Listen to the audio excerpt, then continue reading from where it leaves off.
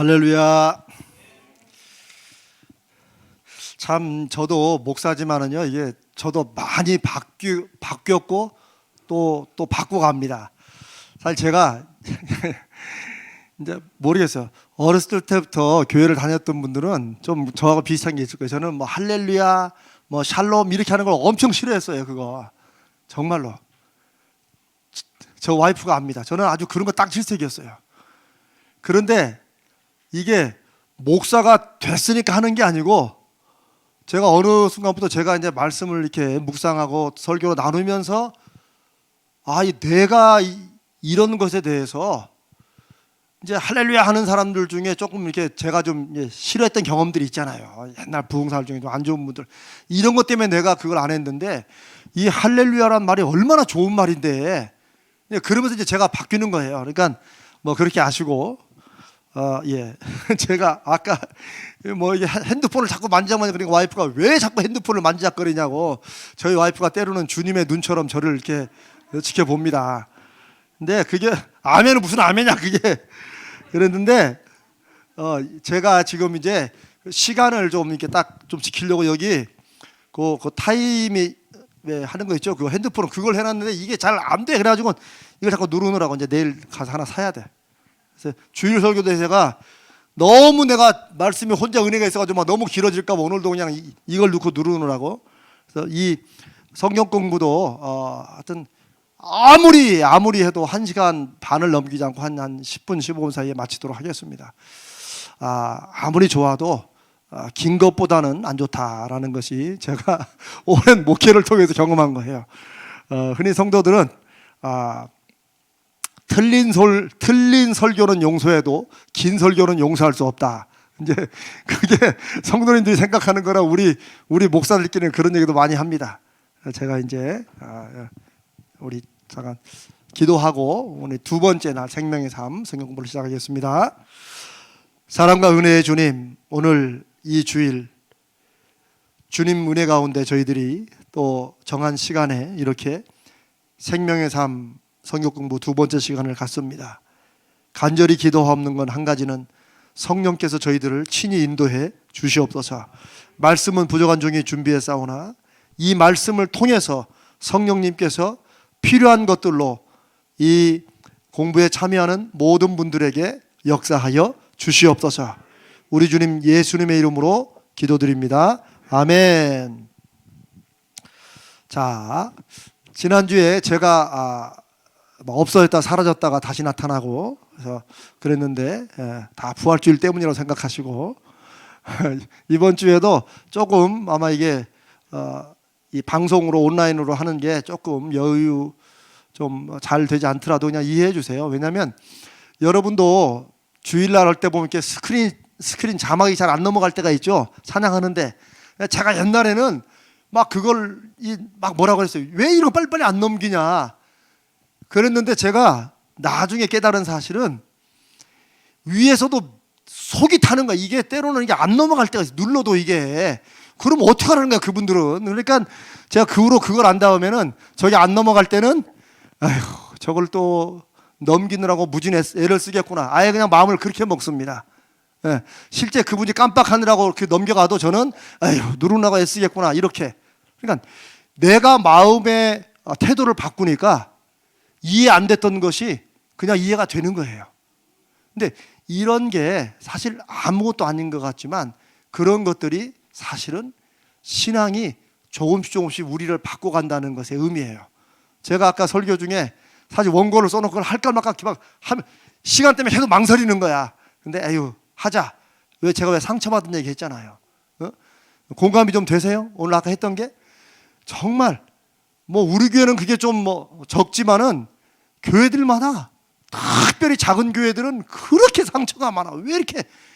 아니 자기가 인생에서 받은 상처야. 교회에서 위로받으면 되는데 그 몇 안 되는 교인들끼리 서로 찌그락짜그락 하느라고 막 그것 때문에 상처를 받았다고 막 맨 상처야 다.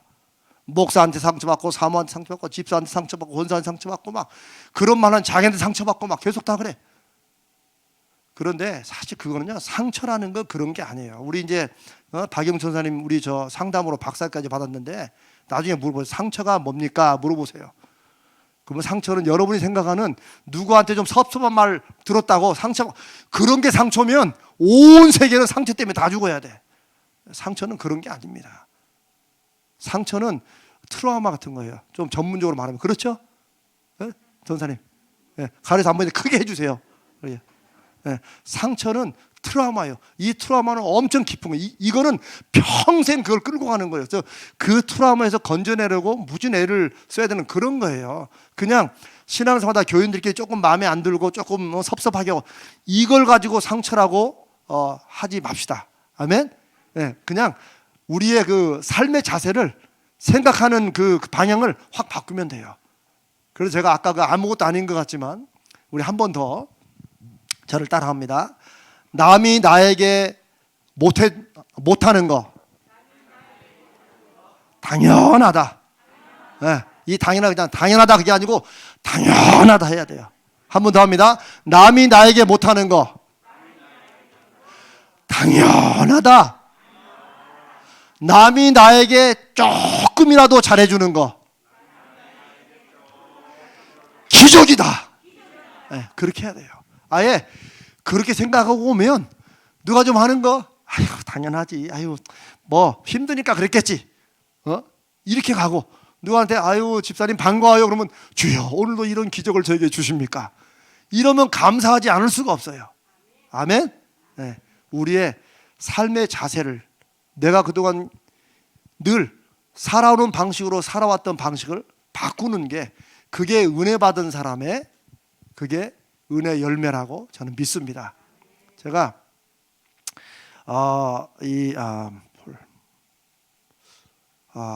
폴 발레리라는 아마 이름이 맞을 거예요. 그 유명한 프랑스의 철학자가 있는데 그분이 이런 말을 했어요. 몇 년 전에 아주 한번 센세이션을 일으켰어요. 생각하는 대로 살지 않으면 머지않아 사는 대로 생각하게 된다. 이 말이 참 무서운 말입니다. 내가 지금 뭔가를 좋은 생각을 했으면 그대로 자꾸 살아야 된다는 거야. 안 그러면 사는 대로 생각하게 돼. 여러분 사는 대로 생각하는 게 얼마나 무서운 겁니까? 내 기준과 생각이 없어. 그냥 환경에 따라서 이렇게 움직이는 거야. 근데 제가 그 글을 읽고 나서 아하, 제가 이렇게 싹 바꿨죠. 믿는 대로 살지 않으면 머지않아 사는 대로 믿게 된다. 그래야 더 가슴이 와닿아요.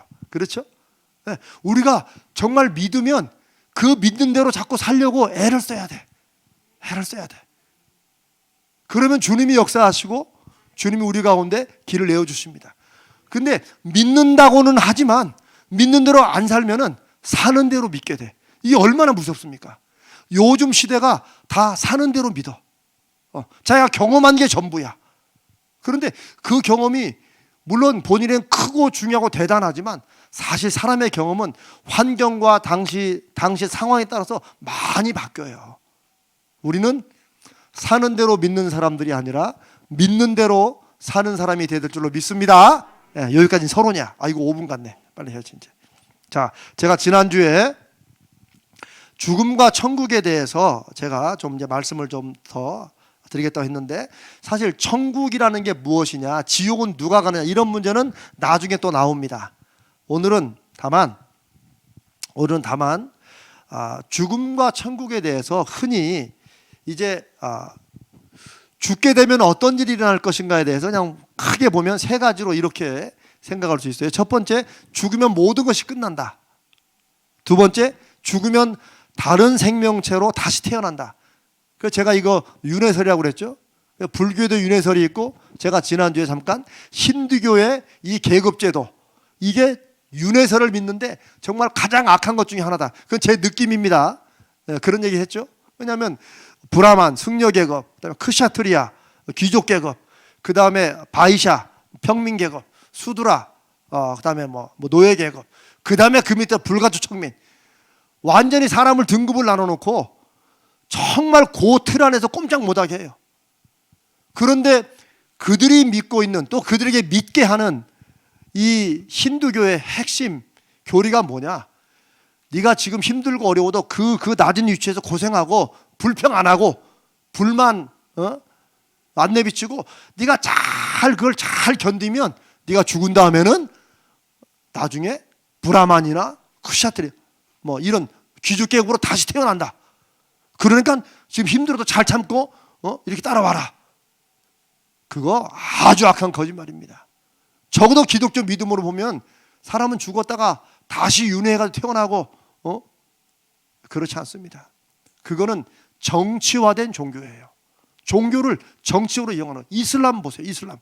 이슬람만큼 뭐 평화를 전한다고 하지만 물론 이슬람인 사람이 다 악하지 않고 뭐 그렇지 않죠. 그러나 이슬람의 교리 자체는 워낙이 복수, 워낙이 기독교에 막 핍박을 받은 중동 사람들이 특별히 마호메트를 중심으로 서구 기독교에 핍박을 많이 받았거든요. 거기에서 그 핍박받는 그 중동 사람들, 거기 이 사람들을 세력을 모아서 시작한 게 그게 이슬람이에요. 그러다 보니까 그 안에 교리에는 사랑도 얘기하지만 그 안에는 완전히 그 알라가 실은 하나님과 똑같이 부르는 신의 이름이죠. 우리가 믿는 하나님은 그런 하나님이 아니죠.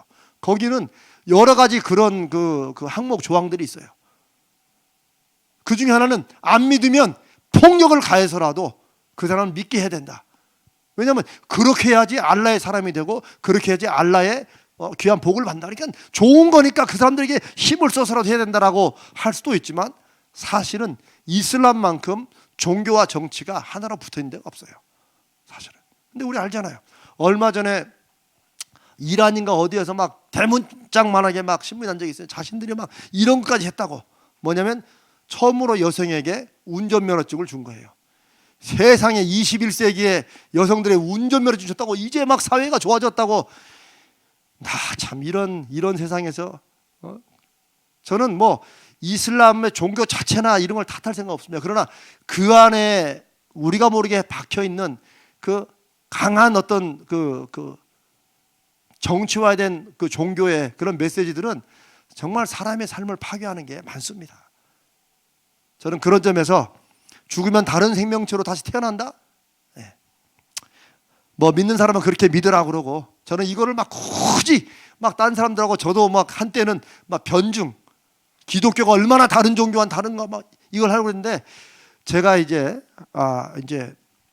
나중에 깨달은 거는 그렇게 해도 안 믿는다는 거. 내가 이렇게 세게 말해서 저쪽은 더 센 걸 준비하니까 피곤해져. 이렇게 하면 뭐 좀 100번 하면 한 면에 돌아와야지. 근데 그렇게 해서 돌아오는 것보다도 내가 막 변증하고 잘 준비해서 이렇게 돌아오는 것보다도 그냥 주여 그냥 기도하면서 하나님이 정하신 사람이면 하나님이 정하신 때에 돌려주시옵소서. 이게 차라리 주님이 기뻐하시는 길이다. 아까 우리 황자로님하고 잠깐 이제 우리가 내년도부터 또 해야 될 걸 계획하면서 교회들마다 이제 뭐 노인 대학이라고도 옛날에 했고 뭐 실버처치 이런 거 많이 있잖아요. 근데 이제 이거는 뭐 그냥 제가 갖고 있는 목회적인 확신입니다. 교회들마다 이제 노인들 주변에 안 믿는 분들 이렇게 초청해가지고 뭐 또 해드리고 이러는데 많은 교회들이 막 전도 그 노인들 이제 얼마 안 남았는데 정말 예수 믿게 해야지 막 이런 열심 그 열심은 좋은데 그래가지고 노인들에서 뭘 하면서 꼭 막 예배를 드려야 되고 하여튼간에 막 할아버지 막 예수 믿으셔야 돼요 막 이런 걸 한마디도 막 해줘야 되는 그런 열정이 있는 교회들이 많아요. 그거 절대 나쁜 거 아닙니다. 잘못된 것도 아니에요. 그런데 제가 볼 때는 그래도 쭉 오랜 동안 여러 케이스들과 교회들을 보면서 별로 지혜로운 건 아니다. 제 느낌에 오히려 우리 그분들에게 교회가 교회 같지 않게 보이는 게 오히려 그들의 마음을 열도록 준비시키는 것이 아닌가. 저는 이제 그런 생각을 하는 거예요. 저는 이제 가령 뭐 쌀을 이제 어려운 이웃들에게 드린다. 그럼 막 그 쌀을 주면서 막 또 예배도 하고 막 그냥 우리 예배는 우리에게 의미가 있는 거지 그분들한테 의미가 없는 거거든요. 그분들은 또 오늘은 왜 이렇게 길어 막 이러면서 빨리 예배가 끝나야 또 이 쌀을 받아가는데 이런 분들에게 그래도 예배를 드려야지만 하나님께서 역사하시고 그 할아버지 할머니를 근데 저는 그렇지 않을 것 같아요. 저는 이거는 지혜의 문제입니다. 방법상의 지혜의 문제예요. 그거는 신앙적으로 막 이렇게 믿음이다 이렇게 하는 거는 좀 잘못 나가는 거고 저는 차라리 그런 쪽의 역사를 제가 하나님의 역사를 기대하기보다는 저는 차라리 이렇게 합니다. 우리가 쌀을 드리잖아요. 그러면 쌀 봉투에 뭐 가자절개라고 쓰든 안 쓰든 상관없어요. 그러나 그걸 써가지고 대신에 우리 있는 사람들끼리 금요일 날은 기도하는 거야. 뭐라고 기도해요? 주님, 이 쌀을 받아가셔서 이걸 먹는 우리 어르신마다, 나 이런 말은 왜 이렇게 자꾸 눈물이 나는지 모르겠어. 이 쌀을 먹는 그 어르신이 어느 순간에라도 하나님 만나게 해주십시오. 이 쌀은 그냥 넘어가지 말게 하시고 육적으로도 건강케 하시고 영적으로도 건강케 해주시옵소서. 나는 차라리 하나님의 능력을 저는 그렇게 믿고 그렇게 기도한다는 거예요. 저는 이런 게 사람들에게는 그 교회는 뭐 교회 같지도 않은데 가면 참 재밌어, 편안해, 이렇게 해서 사람들이 오게 하고 예수를 자연스럽게 만나게 하는, 그건 성령께 맡겨야지. 우리가 막 방법을 짜가지고 그래도 그 교회 가서 뭐라도 하나 받으려면 기도해야 돼, 막 예배 드려야 돼, 근데 시간이 막 갈수록 길어져, 이런 얘기 듣는 것보다는 훨씬 낫다는 거죠. 여러분 공감이 되시죠? 네. 이거는 사실은 방법상의 문제입니다. 그러나 우리가 정말 역사하시고 일하시는 성령을 믿으면 그분께 맡길 일은 그분께 맡기고 우리는 우리가 해야 될 작은 부분이라도 성심껏 감당하자는 거죠. 너무 강해가지고 막 기독교 복음이 너무 강해가지고 막 사람들이 막 나가는 게 옛날 70년대 80년대는 그게 전도의 힘이었어요. 그러나 그렇게 해서 하시는 그런 때가 또 있어요. 그러나 지금은 그렇게 해가지고는 안 된다는 거예요. 이제 시대가 이미 바뀌었고, 우리가 신방도 가정으로 굳이 제가 안 하려는 이유도 여러분들이 초청하면 가정을 하지만 그렇게 굳이 안 해도 된다는 거예요. 오늘도 신방인데 집으로 오셔야 되고 꼭 집에서 또 식사를 대접해야 되고, 아닙니다. 제가 여러분들의 음식 솜씨는 이미 다 알고 있습니다. 아니, 잘하신다는 걸 여러분들 오해하셔서 또 목사님이 내가 음식 못한다고 안 온다 그럴까 봐. 아니, 음식 잘하시는 거 아는데, 그래서 제가 이번에는 제가 구목사님께 거기다 크게 쓰라고 그랬어요. 식사 절대 안 합니다. 심지어 다과도 준비하지 마세요. 왜냐하면 이 다과도 준비한다고 조금 하다 보면 이게 낙타의 코야. 낙타의 코가 뭔지 아세요? 옛날 이솝우화에 주인이 낙타를 한 마리 데리고 밤에 잠을 자는데 텐트를 조그만 걸 치고 자는데 밖에서 낙타가 주인이 너무 추운데 코만 조금 여기다 텐트에다 집어넣고 자면 어떻게 하냐 그러니까 주인이 그래라 뭐 코 정도 해서 코를 딱 집어넣었대요. 근데 조금 있다가 또 낙타 그러더래요. 주인님 너무 추운데 기왕 코 집어넣은 거 요 머리만 좀 집어넣자고. 그래서 그래 머리까지야 뭐 무슨 말인지 알죠? 또 조금 있다가 기왕 머리 갔는데 앞다리만 좀 넣자고. 그래라. 나중에는 내가 기왕 다 들어왔는데 그냥 나가서 주무시고 내가 알아서 자겠다고. 이게 이솝우화예요. 마귀는 항상 그렇게 틈타요. 어떤 일은 철저히 처음부터 막아야 돼요. 아예. 그래서 성경에 악한 건 뭐라도 버리라고? 모양이라도 버리라는 거예요. 따라하지도 말라는 거예요. 아예. 그쪽은 내가 갈 길이 아니라고 아예 돌리라는 거예요. 이럴 때도 있고 어떨 때는 성령께서 역사하시는 것을 믿고 그저 우리는 넉넉한 가슴으로 품어주고 성령께서 역사하시기를 기대하면서 나가는 것이 또 우리의 믿음의 자세가 되는 줄로 믿습니다. 여러분 재밌죠? 저는 이런 거 할 때 막 신나요. 오케이. 자, 그리고 죽음 후에 세 번째. 첫 번째는 죽으면 모든 것이 끝난다. 아니면 두 번째는 죽으면 다른 생명으로 태어난다. 윤회설. 그런데 우리가 믿는 것은 죽으면 시간과 공간의 개념이 전혀 다른 어떤 세계로 들어간다. 이제 이게 우리가 믿는 천국 개념이죠. 근데 이거는 꼭 우리만이 아니고 다른 종교들도 이렇게 생각하는 데가 있어요. 다만 첫 번째하고 두 번째는 아니라는 거죠. 그런데 이제 자 죽고 나면 전혀 다른 새로운 세계로 이렇게 들어간다는 것, 이것을 어떻게 아느냐? 그런데 우리가 이제 제가 오늘 이 천국과 죽음에 대해서 말씀을 드리는 것은 우리가 무언가를 안다는 것에 대해서 뭘 아는 것에 보통 세 가지 방법이 있다고 얘기를 합니다. 첫 번째는 경험을 통해서 아는 길이 있어요. 경험을 통해서. 애들은 소금이 짠지 단지 모릅니다. 그래서 먹어보면 이거 짠 거구나. 안 먹어요. 그래서 우리 왜 아이들한테 왜 여름에 옛날 겨울에 왜 난로 쓸 때 아이한테 이거 대봐 대박 해가지고 조금 이렇게 뜨겁게 딱 해주고 뭐 다리 밑에 약간 미지근하게 딱 대주고 봤지? 뜨거운 거야? 그러면 애들이 이제 그 비슷한 건 안 되죠 이제. 그렇죠? 그래서 경험을 통해서 아는 방법이 있고 논리에 의해서 아는 방법도 있습니다. 이렇게 하니까 이거잖아. 그렇지? 지금 내가 아까 여기 있었는데 자 주머니 넣었지? 이제 없잖아. 왜? 여기 주머니 들어갔으니까. 이런 게 논리적인 것이라는 거죠.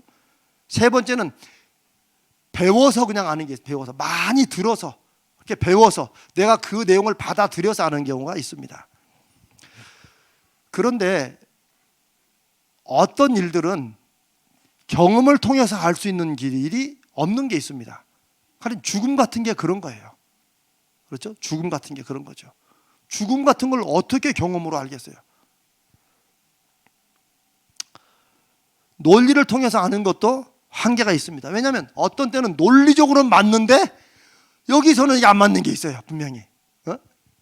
이런 게 좀 흔히 왜 부부 싸움이나 왜 이렇게 부모와 자식 간에 얘기해 보면 말은 맞는데 왠지 여기서 좀 이게 안 받는 게 그게 논리의 한계예요.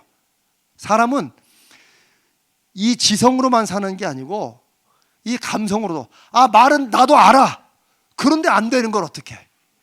이 사람하고 결혼하면 네가 행복해진다 아무리 말해도 이게 안 움직이면 결혼 못하는 거 못하는 거잖아요. 이게 논리로 우리가 알고 인정하는 것의 한계라는 거예요. 예를 들면 세 번째, 그래도 보면 제일 우리가 많이 알게 되는 방법 중에 특별히 우리가 많이 생각하진 않지만 제일 많은 것 중에 하나는 배워서 하는 거예요. 배워서 하는 거. 여러분 이제 뭐 예를 들어서 뭐 지구는 둥글다. 그거 어떻게 압니까? 배워서 아는 거예요, 사실은. 뭐 우리 중에 여기 지금 저 우주선 타고 밖에 나가가지고 이렇게 그 보신 분 없잖아요.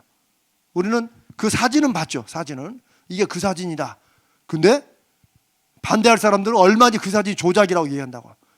근데 요즘에 미국에서 한 지난 10여 년 전부터인가 막 일어나는 운동이 있어요. 플랫 월드 무브먼트라고 있어요. 플랫 월드. 뭐냐면 평평한 지구 운동이에요. 이게 무슨 대단한 과학적인 운동이 아니고 이 사람들은 여전히 지구가 평평하다고 믿어요. 그래서 끝까지 가다 보면 어디론가 떨어지는 게 있다라고. 우리 옛날에 왜 처음에 초등학교 때 배울 때 몇십 년에 초등학교 배울 때 여러분 지구는 둥글어요. 평평하다 믿으면 쭉 가다 떨어지는 거 아닙니다. 안 떨어져요. 뭐 이렇게 해서 배웠던 그거를 이 사람들은 뒤집어서 어떤 사람은 과학자들인데도 불구하고 플랫 월드를 믿어요. 지구는 평평하다고. 그러니까 참 이게 사람들이 배워서 안다는 것도 참 그렇죠. 그런데 우리는 여전히 지구는 둥글다고. 그래서 이제 뭐 선생님이 왜 우리 왜 지구는 둥그는 거 그거 왜 자연 시간에 배울 때 보면 자 멀리 바닷가에서 이렇게 배가 이렇게 올라올 때 자 조그만 꼭지 보였다가 자 돋보이죠. 그다음에 이게 보이죠. 근데 우리가 봤냐고. 그 여러분 봤어요? 그 바닷가에 나가서 배가 이렇게 오는 거. 나는 아무리 바닷가에서 봐도 배가 돛대부터 보이고 이렇게 나는 그거는 안 되더라고. 이제 플랫 월드 주장하는 게 그거예요. 그게 이론적으로는 그렇지. 당신의 망원경으로 보는 것도 아닌데 무슨 배가 이렇게 조그만 점으로 보였다 하면 돛대로 나고 뭐 이렇게 올라올 수 있느냐? 그건 안 돼. 왜?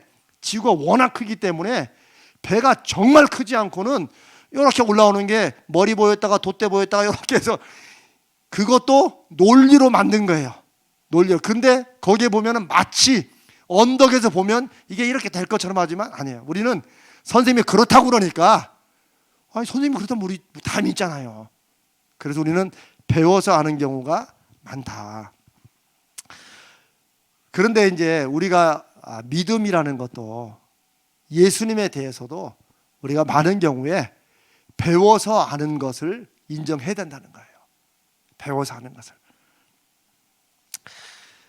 인생의 중요한 내용들도 우리가 다 듣고 배워서 알고 신기한 건 그렇게 들어서 배워서 알다 보니까 나중에 그게 사실인 것이 확인이 되고 또 더 중요한 건 내가 경험을 하게 된다는 거예요. 경험을. 그러니까 꼭 나는 이렇게만 간다. 이렇게 할 필요도 없고 그렇게 할 수도 없는 거예요. 그렇게 가면서 알게 되는 거예요. 저도 이 믿음이라는 것을 하나님께서 그냥 처음부터 막 경험을 빡 주시고 해가지고 이렇게 알면 그러면 좋겠지만 꼭 믿음이라는 게 꼭 그렇게만 안 돼서 좋은 것도 아니더라고요. 왜냐하면 여러분도 아마 아실 거예요. 경험으로 하나님을 믿게 되잖아요. 무언가 처음부터 자기는 전혀 예수도 몰랐는데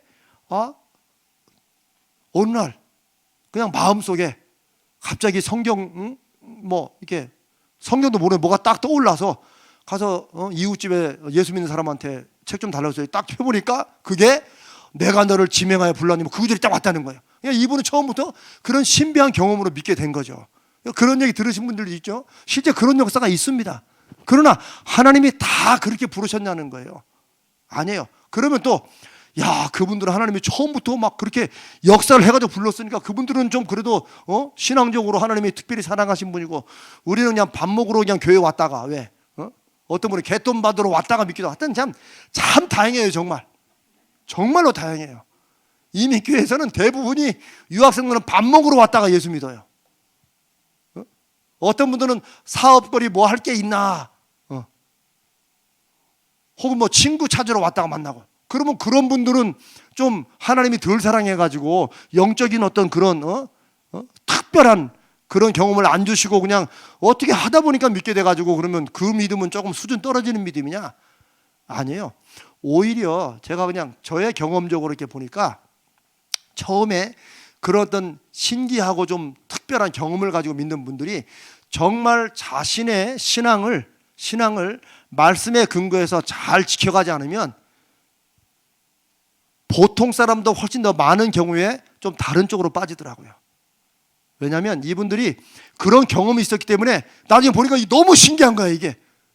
그렇죠, 신기하죠. 전혀 하나님도 모르고 몰랐는데 어디를 읽어라 이렇게 해가지고 그랬는데 그렇게 시작된 신앙생활이 그 다음에는 말씀도 배우고 그 다음에 또 교회도 다녀보고 사람들한테 또 아까 말한 상처도 좀 받고 막 이러면서 그래서 이겨내고 이러면서 공동체가 이런 거구나 이렇게 해서 신앙이 성장해야 되는데 이런 분들은 자기의 특별한 경험에만 매여가지고 나중에 뭐가 좀 안 되면 또 그걸 찾는 하나님이 그렇게 해주셔야지만 된다고만 생각하는 거야. 그렇게 하다 보니까 지난번보다 좀 더 분명하고 더 강한 경험 이런 거를 찾게 되는 경우가 굉장히 많아요. 사실은. 그래서 저는 경험으로 믿게 되는 하나님이 안 좋다 이런 말이 아니고 너무 경험으로 믿게 되는 거 그쪽을 추구하지도 말고 그것까지도 어떻게 하라고요? 주님께 어떻게 한다고? 맡기면 됩니다. 그래서 사도 바울이 우리의 부르심이 얼마나 다양하냐. 가난한 사람도 있고 부자도 있고 똑똑한 사람도 있고 못 배운 사람도 있고 그 말은 뭐예요? 이리저리 하나님의 여러 방법을 통해서 부르신 거예요. 하나님이 부르셨다는 사실이 중요한 것이지 내가 어떤 방법으로 부르심을 받았는가 또 거기에 따라서 뭐 순서를 매기고 이거는 다 영으로 시작했다가 육으로 마치는 모습과 똑같다. 그저 우리가 배움을 통해서 하나님을 알게 되고 믿기 시작해도 분명한 하나님께서 배워서 알았는데 나중에 경험하게 해주신다는 거예요.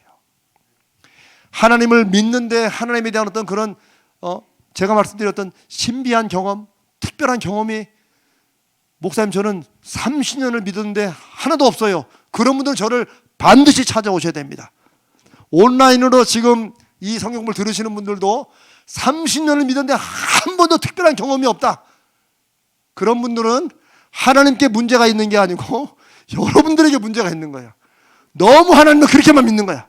딱 안 벗어나고 비리비리빅. 그래서 찬송 부르면 오늘 그 신하나 박수를 치면 어머 저런 거 치면 안 되는데 가만히 마음은 움직여도 안 돼. 참아야 하느니라 이러고 말씀 듣고도 아멘도 안 해. 그런 건 이상한 신앙이야. 네. 뭔가 좀 이렇게 마음이 좀 움직이는 건 신앙은 그런 게 아니야. 네. 그렇게 그냥 교회만 왔다리 갔다리 하니까 그런 것이지. 근데 뭔가 본인이 마음 안에 못 풀어놓고 자꾸 뭐 두려워하거나 염려하거나 이런 게 있어 그렇지 세상에 30년을 하나님을 믿었는데 아무런 경험이 없다. 그러면 문제가 있는 건 아니지만 참으로 안타깝다. 그러니까 저를 꼭 찾아오셔야 됩니다. 여기 계신 분들은 잘 안 계시리라 믿고 꼭 찾아오셔야 돼요. 왜? 하나님은 우리가 처음에는 들어서 배우고, 아유 그 목사님 말씀이 일단 재밌잖아 이렇게 왔어도 30년 내내 재밌기만 하다. 그러면 이 목사가 문제 있든지 그분이 문제 있는 거지. 이거 내가 무슨 개그맨도 아니고 맨날 재밌기만 하대. 제가 재밌게 하는 이유는 뭐겠어요? 안 그러면 1시간 반을 어떻게 때우냐고. 내가 아니라 여러분들이 미치는 거지. 지금 1시간 40분 간데 목사님이 안 끝나고. 이건 얼마나 서로 고통입니까? 그러니까 제가 재밌게 하는 거는 여러분에게 질리지도 않고 이렇게 하다 보니까 갔는데 마음속에 뭔가 하나씩 남게 하는 거. 그게 성령의 역사라고 저는 믿습니다. 저는 제가 뭐든지 간에 하여튼 성경 공부는 저는 다른 건 모르지만 재미있게는 합니다. 이게 저의 캐치프레이즈입니다. 이 목사는 재미있게는 합니다. 두 번째, 거짓말은 안 합니다. 거짓말은 안 합니다. 배워서 알아도, 배워서 우리가 듣게 되고 그렇게 믿게 되더라도, 어떤 사람 막 경험으로 막 쏟아지는 막 은총으로 막 이렇게 믿는 사람들보다도 오히려 아무것도 아닌 일상적인 이런 것으로 나는 그냥 예수를 믿어도, 그냥 나는 어떻게 태어나니까 그냥 그런 집안에 태어나가지고 그냥 나는 교회 안 가면 혼나면서 교회를 다녔다. 저도 그런 사람 중에 한 사람이고, 그렇게 해도 하나님을 인정하고 받아들이며 겸손하게 그 길을 따라가면 하나님이 반드시 하늘이 열리는 경험, 하나님이 어떻게 살아계시고 역사하시는지 그 경험을 반드시 주십니다. 지금까지 가자지엘 교회 60년을 다니면서 그런 게 없는 분들은 잘 만났어. 저를 이제 제가 다른 건 모르지만 그런 분들은 하나님을 새롭게 경험할 수 있는 그런 기회를 반드시 얻게 될 것입니다. 아멘. 제가 이 얘기는 저희 아버지 얘기하는 거예요. 사실 지금까지 저희 아버지가 장로로 수십 년 살았는데 제가 이제 평상시에는 창피해서 못 물어봤고, 제가 한번 지난번에 한 말씀 드렸죠.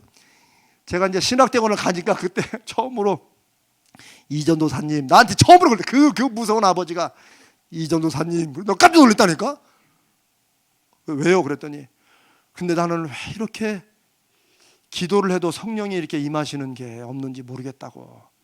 근데 제가 보니까 우리 아버지 연배에 소위 공무원으로 사셨고, 유교 문화를 막 신봉하는 건 아니지만 그런 체면 같은 거 중요하게 생각, 이런 분들은 참 하나님의 그런 어떤 그 역사하심, 이런 거 성령의 일하심, 이런 것이 참 역사하기가 좀 어렵긴 하겠구나. 제가 그 아버지를 통해서 제가 느끼게 된 거예요. 그래서 제가 그때 신학교 들었는데 제가 뭘 알겠어요. 그러나 한 가지, 아버지 그러면 그냥 찬송을 진지하게 많이 부르세요. 제가 그 말씀 하나. 그래서 우리 아버지 18번이 그 후로 성령이여 강림하사. 성령이여 강림. 근데 우리 아버지는 그 후로 막 기도에 무슨 영권이 있거나 이러진 않았는데, 우리 아버지는 한 번쯤 방언을 크게 받고 싶어 했어요. 시골 우리 전주 교회에서 부흥회하면 우리 아버지는 맨날 소원이 방언 받는 거였어요. 근데 제가 이제 나중에 여러분과 또 그런 것을 이제 나눌 수 있는 기회가 저는 있게 되려고 믿지만, 이 방언 받는 게 또 자기의 이 성향과도 관계가 있어요. 또 어떤 면에서 이게 뭔가 좀 막 말이 이걸려고 그러면 참아야 하느니라 막 속에서 자기가, 이런 분들은 안 돼. 그냥 어떨 때는 그냥 이게 좀 이게 털에도 마음을 탁 놓고 그냥 하나님의 영이 인도하신다, 이런 분들이 받고, 또 그런 거를 이렇게 좀 영적으로 민감한 분들이 있어요. 이런 분들은 또 빨리 받아요. 그런데 방언은 우리가 하나님이 주신 은사 중에 가장 어쩌면 처음 거다, 가치가 없다는 말이 아니고 이거를 받아야 구원의 증표다라 하는 그 사람들이 잘못된 사람들이라는 거예요. 사도 바울은 방언은 가장 초보적인 은사라고 그랬어요. 오히려 더 큰 은사가 있고 너희들은 더 신령한 걸 사모해라. 그러면서 그 신령한 은사를 사모하고 받는 길을 고린도서 13장에 사랑으로 보여주신 거예요. 사랑이 은사가 아니에요. 사랑은 신령한 은사를 받기 전에 꼭 가져야 될 거예요. 왜? 사랑은 오래 참고, 사랑은 섬기고 견디는 거기 때문에. 은사를 받은 사람은 이런 사랑이 충만해야 그런 은사가 하나님의 나타내심으로 작용을 하지, 이런 게 없이 은사만 받으면 어떻게 가요? 너희가 영으로 성령으로 시작했다 육으로 마치려느냐, 이렇게 간다니까. 교만이 들어오는 거지. 교만이. 무슨 말씀인지 아시겠죠? 그래서 다 그저 주님께 맡기는 게 좋다. 그래서 저희 아버지는 제가 이 눈치를 보니까 평생 방언은 못 받으신 것 같아. 내 생각에는 하나님께서 방언을 주시려고 해도 아버지 마음속에 이러면 안 되지 뭐 이런 게 있었던 것 같아요. 그런데 제가 우리 아버지가 그래도 성령의 인도하심과 성령의 은혜와 그런 걸 받은 것은 우리 아버님이 성령이여 강림하사를 부를 때 참 많이 우시더라고. 그래서 하나님께서 주신 은혜와 역사는 사람마다 참 다양하게 나타난다. 그냥 그렇게 원했던 방언의 은사는 못 받으셨지만 그러나 그래도 주님의 은혜와 역사하심은 가슴속에 새겨져서 그래도 찬송하시면 그 찬송이 우리 되고 또 그렇게 무서웠던 아버지가 연세가 들어갈수록 하나님이 치매의 아름다움을 통해서 또 잔잔하게 잡아주시고 그래 나중에 우리 자녀들하고 또 다 화해하고 전 이렇게 된 게 또 하나님의 은혜라고 믿습니다. 자, 제가 지금까지 드린 내용의 결론은 이겁니다. 천국과 뭐 죽음, 지옥 이걸 우리가 나중에 이제 그런 부분이 나올 때 다루겠지만 우선은 제가 천국을 여러분들한테 증명해 줄 수도 없고 죽음에 대해 제가 아무리 얘기해도 여러분들이 아이 그건 목사님이 말로 그냥 가르친 거 아니야 라고 할지 모르겠지만 우리가 알고 있는 대부분의 60-70% 지식은 다 뭐라고요? 배워서 그냥 지구는 둥글지 선생님이 그랬는데 뭐 둥글지 이렇게 알면서 가다 보면 정말 그것이 확신이 되고 그런 걸 경험하듯이 죽음 이후에 어떤 삶이 일어날 것인가도 평생 저는 그런 쪽은 신경 안 쓰고 살아요 이런 분들이 있어요. 목사님 저는 뭐 죽음 이후에 뭐 저는 그런 것까지는 뭐 그런 이상한 뭐 신앙 쪽으로 안 가요. 그러니까 뭐 굳이 뭐 목사님 죽음 이후에 대해서 뭐 걱정하시지 말래 나한테. 근데 내가 속으로 그러면 믿음이 아니지. 그거 왜? 제가 드리는 말씀은 죽음 이후에 일어날 일에 대해서 성경이 그렇게 뭐라고 말씀하시면 그게 경험으로 안 될지라도 내가 눈으로 확인 안 할지라도 일단은 하나님의 말씀으로 받아들이고 인정하라는 거예요. 먼저 우선은 그게 하나의 길이니까 방법이니까 그렇게 하다 보면 나중에 그 말씀이 깨달아지고 그 깨달음을 통해서 내가 그것을 경험하게 된다는 거예요. 그 경험이라는 게 꼭 내가 막 죽었다가 살아나고 저는 오히려 그런 사람 안 믿습니다.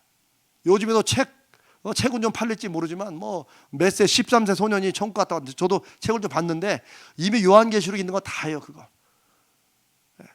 너무 그렇게 하지 마시고 그래서 저는 주님이 죽으셨다가 3일 만에 부활하시면서 내가 죽음을 이겼다. 아니 그 죽음을 이미 경험하시고 살아나신 분이 죽음에 관해 말씀하시는데 그분의 말씀을 안 믿으면 어떡하겠어요. 저는 그냥 그렇게 믿습니다. 저는 주님의 말씀을 믿습니다. 주님의 말씀을 내가 아멘으로 받아들이면 지금 내 지식이나 내 경험은 아주 좁고 부족해도 하나님께서 언젠가는 그것을 더 확신 있게 알게 하시고 또 그런 것들을 경험하게 하시고 그런 것을 통한 유익을 주시리라고 믿습니다. 그게 예수님의 부활이 예수님의 죽으셨다 다시 살아나심이 우리 믿는 기독교의 핵심이 되는 이유가 바로 거기에 있습니다. 제가 지난번에 말씀드렸죠. 단지 사람이 죽었다가 살아났다는 것 자체가 신기하고 특별해서 기독교의 예수님이 죽으셨다 부활하신 게 아니고 이 세상 어느 누구도 죽었다 살아난 사람들은 혹간이 있고 주님도 죽은 사람을 살리셨지만은 주님의 부활은 주님이 누구이신가를 주님이 하신 말씀이 얼마나 거짓 없는 분명한 사실인가를 마지막으로 증명하시기 위해서 본인이 죽으신다고 미리 말씀하시고 그리고 말씀하신 대로 다시 살아나셨다는 거예요. 그러니까 주님의 부활은 하나님의 말씀하신 것이 진실이고 사실이라는 뭐가 되는 거예요? 증거가 되는 거예요. 그래서 부활이 중요한 거지 죽었다가 살아난 것 자체가 그 자체로만 의미가 있는 것은 아닙니다. 그래서 저는 심지어 본인이 죽으셨다가 살아나심으로 당신의 말씀이 하나님이 주신 말씀이요 내가 한 말은 내 말이 아니라 내 안에 아버지가 계셔서 하신 말씀이라고 주님이 얼마나 답답했으면 요한복음의 14장에 그렇게 말씀하셨겠어요. 근데 제자들이 그걸 안 믿었어. 무진장 안 믿었어. 꼭 이재명 목사 같았어 옛날에. 다 믿는 척했지만, 믿는다고는 했지만 삶에서 그 믿음의 열매가 안 나타나면 그건 안 믿는 것과 비슷해요. 사람이 믿으면 그렇게 행동하게 돼 있어. 여러분 누가 우리 쉬운 말로 로또를 하나 주면서 이 번호 이거 다 맞은 거니까 가서 바꾸시라고. 아, 믿습니다 하면 했는데 안 받고. 그럼 뭐예요 그거? 안 믿는 거지. 이거 좀 얘가 좀 너무 황당했나? 네. 하여튼 그런 거예요.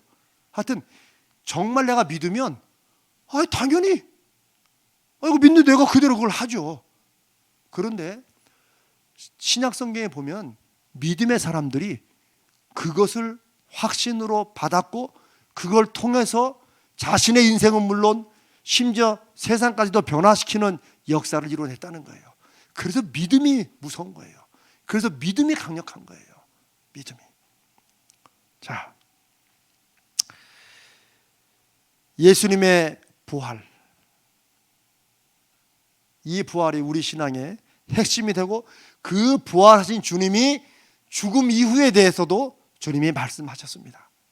주님이. 그래서 우리가 이제 나중에 그 말씀을 통해서 우리가 지금은 제가 죽음 이후에 뭐다 세 가지가 있다는데 우리는 세 번째 거 죽음 이후에 끝나는 게 아니고 그 후에 전혀 다른 세계로 우리가 들어가게 된다.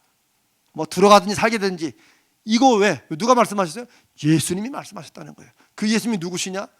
본인 말씀이 얼마나 사실이고 하나님이 주신 것이라는 말씀이라는 사실을 증명하기 위해서 본인이 그럼 내가 내 말이 사실이라는 것을 내가 죽었다가 살아남으로 내가 증명해 줄게.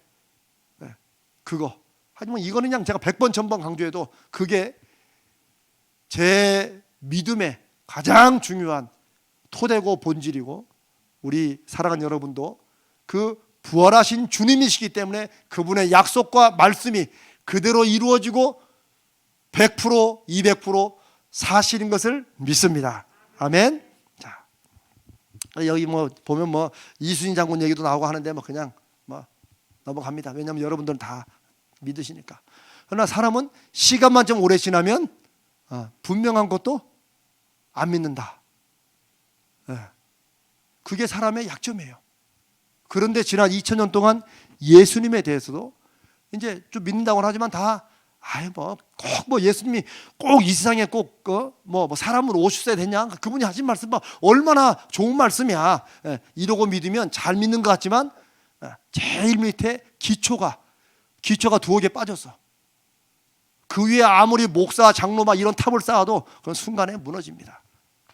그래서 우리는 기초부터 튼튼히 하자. 내가 믿는 믿음의 기초가 무엇인지. 제가 전에 한번 어느 교회 갔다가 이제 마침 이제 설교회 이제 특강에 이름이 있어 이걸 막 했더니 미국에 있을 때요. 막 했더니 어떤 분이 끝나고 점잖은 딱 봐도 점잖게 생긴 분이 있어요. 점잖은지 안 한지는 모르지만 점잖게 생긴 분이 있어요. 왜냐면 그분 이제 아내한테 물어봐야 정말 점잖은지 안 한지는 알 수 있어요.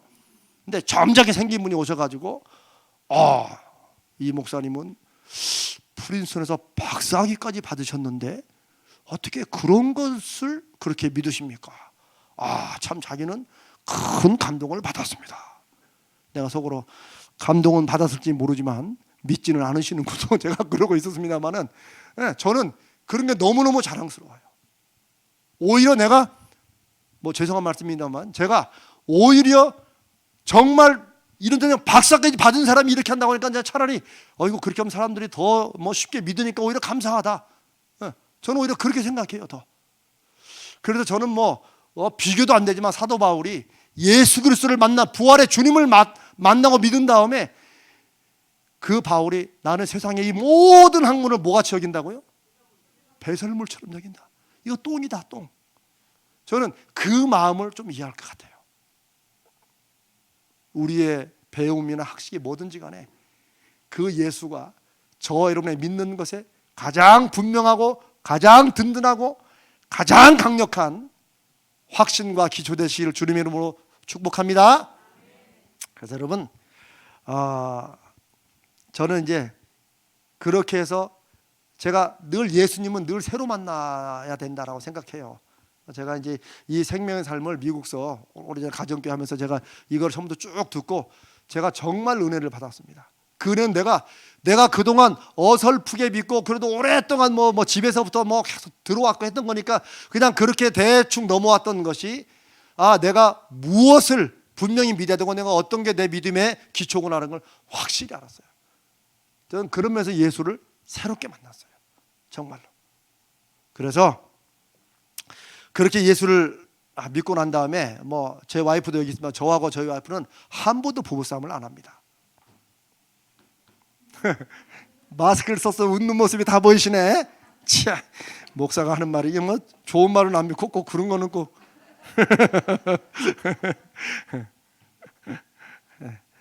싸움합니다. 그것도 생각보다 자주 합니다.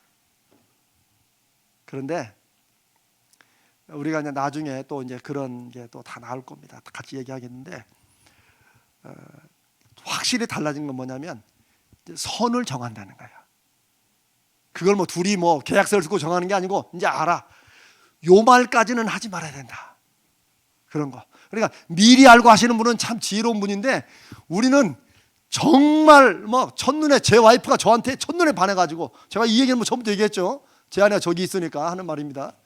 와이프가 저 첫눈에 반해서 제발 막 결혼 좀 해주시라고 막 이렇게 해서 내가 결혼했어야 되는데 말이야 이게 제가. 우리는 미국서 만나가지고 생각보다 빨리 제가 마음을 전했고 또 와이프도 또 좋다고 하고 그래서 이제 결혼에 이렇게 일이 됐는데 그래 싸우기는 무진장 많이 싸웠어요. 초반에 정말 별것도 아닌 것 같고 저는 그래도 싸우게 되면 제가 박사학위로 공부하는데 그래도 세계 평화나 이런 가지 아니라도 좀 이렇게 뭐 큰 걸로 싸울 줄 알았는데 세상에 뭐 수건 어디다가 어떻게 거느냐 치약을 중간부터 짜나 밑에부터 짜나 이런 가지 싸웠다니까. 주로 싸움이 그거였어요. 왜 당신은 들어올 때 신발을 왜 여기저기 유학을 보내고 신발을 들어오느냐. 신발은 가지는 있었는데 한쪽은 저쪽 가 있고 한쪽은 이쪽 가 있고 왜 당신은 옷 벗을 때 뱀 허물처럼 그대로 벗어놓고 그냥 몸만 빠져나가느냐 무슨 뭐 탈피하냐 막 이런 거 그런 걸로 주로 싸웠어요. 그런데 하나님의 말씀과 은혜를 정말 삶으로 삶에서 말씀이 이렇게 역사해야 된다 하는 것을 깨닫고 조금씩 순종하면서 우리 스스로 이렇게 선이 이렇게 정해지는 걸 제가 느끼게 됩니다. 그리고 더 중요한 건 또 싸워도 그 싸움의 끝이 그냥 하다 보면 대충 뭉개져 또 이렇게 지나는 게 아니고 그렇게 하면 이게 또 쌓이더라고요. 제가 나중에 상담도 공부하고 하니까 아니더라고. 딱 맺고 끊는 게 있어야 돼. 부부싸움 딱 뒤에도 끝나고 나면 뭐 대충 며칠 지나면 또 풀리잖아요. 그게 아니고 내가 그때 정말 미안했다고. 이렇게 해서 딱 끊어져야 돼요. 맺고 끊어야 돼요. 나중에 부부 세미나 할 때 합시다. 근데 저는 그럴 때 어떻게 이제 푸는지 어떻게 화해를 해야 되는지를 우리가 서로 또 배워갑니다. 저는 그게 하나님이 주시는 은혜고 저는 그게 믿음의 힘이라고 저는 믿습니다. 왜냐하면 믿음의 힘이라는 게 막 예수 믿으면 다시는 싸움 안 하고 막 이러면 좋죠. 근데 우리가 다음 주에 이제 죄에 대해서 배울 거예요. 죄에 대해서. 죄가 여러분 생각보다 우리 가슴속 뭐 영혼 깊은 곳에 정말 DNA처럼 박혀 있습니다. 그래서 우리가 쉽게 예수님께서 우리의 죄를 다 사해 주셨다고 말할 때 우리 죄의 값은 다 없어졌지만 죄의 속성은 여전히 남아 있다는 거예요. 그런 걸 우리가 배워가면서 우리가 그래도 주님의 은혜로 제가요 참 이런 말 해야 되나? 제가요 이혼하자는 말도 많이 했어요. 너무 자신 있게. 당신 그러려면 그때 미국 살았을 때 우리 장모님이 저 가까이 살았거든요. 당신 장모님께 전화해. 딱 그런 와이프 처음에는 딱 잡히더랬어요. 내가 오 이거구나. 그 다음부터 그냥 뻑하고 기분 나쁘면 당신 전화해. 막 이랬는데 이게 얼마 안 가더라고요. 이 좋은 무기를 제가 초반에 날려버리고 나중에 아내가 알았어요. 그럼 전화할게요. 그리고 방금 딱 들어갔는데 순간에 이러면 정말 끝난다. 평상시에 안 보였던 아내의 표정이 딱 나타나니까 그래도 제가 또 참 그런 지혜는 있어가지고 이때 가만히 있으면 정말 끝나겠다 싶어가지고 빨리 가가지고 그건 나중에 또 합시다. 지금 이 좋은 날. 자, 여기까지 질문 있으세요? 질문 없으세요? 자, 그럼 이제 오늘은 또 다른 주제로 신앙생활에서 가장 중요한 것에 대해서 한번 말씀을 나눠보겠습니다. 자, 이제 여러분 성경 있으시면 마태복음 22장 34절 한번 다 펴세요.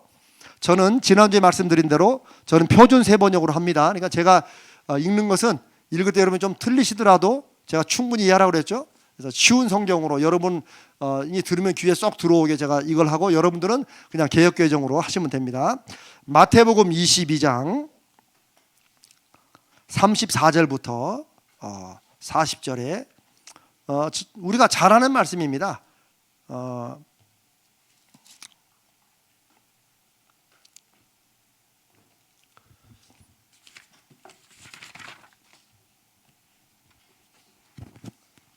자, 마태복음 22장 34절부터 자, 여기 무슨 얘기가 나오죠?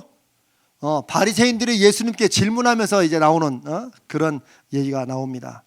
자, 저는 이제 오늘 이 마태복음 22장 34절로 40절에 나오는 예수님과 바리새인들과의 이 논쟁을 통해서 우리가 배워야 될 것은 초점이 있는 신앙생활을 해야 된다. 이런 주제를 가지고 이 부분을 한번 살펴보겠습니다. 사실 초점이 굉장히 중요하죠.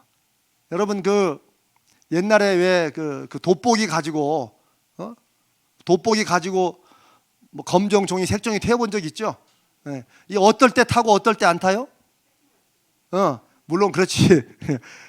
물론 해가 있어야 되죠. 네. 해는 있고 그 다음에는 초점이 맞아야 되죠. 이거를 초점을 딱 안 맞추면 이게 벙하게 태워서 큰 걸 태우려고 할 것 같지만 안 탑니다. 초점이 딱 맞아야 되죠. 여행도 뭐 여기 갔다 저기 갔다 하다 보면 몸만 피곤하지 별로 오게 나중에 갔다 보면 피곤하기만 하죠. 초점 있는 신앙생활도 마찬가지인 거예요. 특별히 신앙생활이 성장하고 성숙해진다라는 그런 목표를 위해서는 초점을 잘 맞춰야 됩니다. 저는 그래서 이 시간에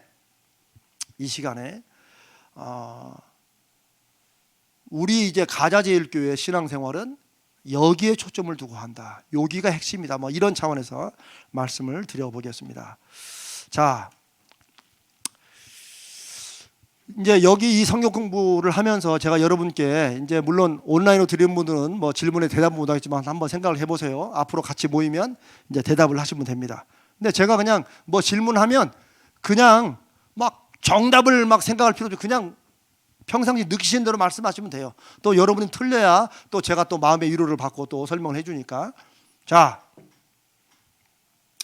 여러분 신앙생활 하면서 여러분이 정말 가장 중요하게 생각하는 게 뭔지 한번 말씀해 보세요. 자, 여러분에게 신앙생활은 이게 제일 중요하다. 자, 뭐 있어요? 그냥 여러분의 생각에. 남들이 잘하는 게 부럽고 나는 그들처럼 못하기 때문에 막 마음에 가책이 되고 부담되는 거, 뭐 그런 거. 자, 그게 뭐예요? 신앙생활에 정말 중요한 거 없어요?